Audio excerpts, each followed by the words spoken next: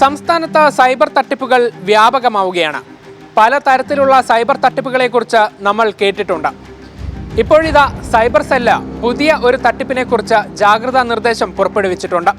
Gas cylinder ബുക്കിങ്ങിൻ്റെയും bill അപ്ഡേഷൻ്റെയും പേരിലാണ് ഈ തട്ടിപ്പുകൾ നടക്കുന്നത്. നമുക്കറിയാം, ഗ്യാസ് സിലിണ്ടറുകളുടെ ലഭ്യത ഇപ്പോൾ കുറവാണ്. ഈ സാഹചര്യം മുതലെടുത്താണ് തട്ടിപ്പുകാർ ഉപഭോക്താക്കളെ ഇരകളാക്കുന്നത്.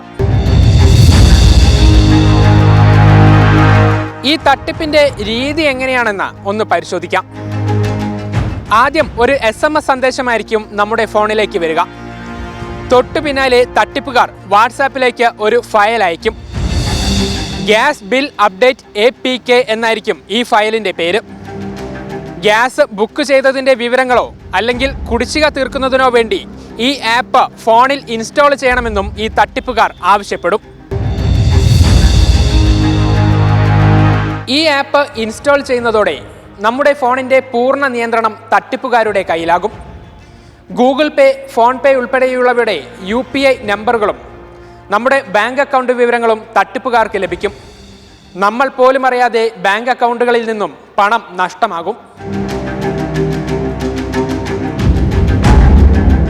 തട്ടിപ്പിൽ അകപ്പെടാതിരിക്കാൻ സൈബർ സെൽ മുന്നോട്ട് വയ്ക്കുന്ന ജാഗ്രതാ നിർദ്ദേശങ്ങൾ എന്തൊക്കെയാണ് എന്നുകൂടെ നമുക്ക് പരിശോധിക്കാം. നമ്മുടെ ഫോണിലേക്ക് SMS വഴിയോ അല്ലെങ്കിൽ വാട്സാപ്പ് വഴിയോ വരുന്ന ഒരു ഫയലുകളും ഇൻസ്റ്റാൾ ചെയ്യാതിരിക്കുക എന്നുള്ളതാണ് ആദ്യഘട്ടം.